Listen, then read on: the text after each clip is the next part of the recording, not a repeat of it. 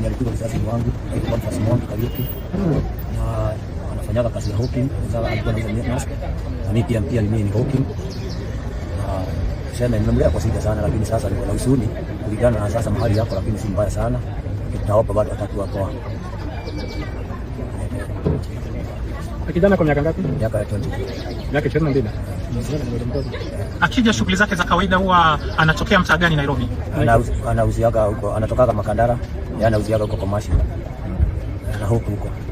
Senator, tumeona mmejaribu kumuona kijana, unaweza ukatuelezea mmekuta nini katika hiyo wards ya ICU?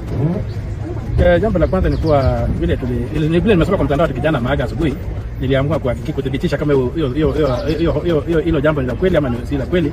Nikapigia daktari hapa Kenyatta ambaye tuna uhusiano, na nikamuomba aende pia hakikisha. Akaniambia pia alikuwa ameona hiyo social media post, lakini alipoenda kule kwenye pigia simu akasema kwamba kijana yuko hai na naweza kuja nikamuona.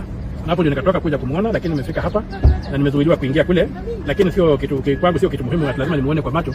Ni kuhakikisha kwamba ako hai. Mimi nimetosheka, na kama vile wamesema hawataki niingie kule, sitaingia kule. Nitasema tu tuzidi kumuombea Mungu ili hao madaktari ambao wanamshughulikia waweze kuokoa maisha yake. Hai personally mimi tumeweza kumuona na baba yake na tumeweza kuona hapo hai.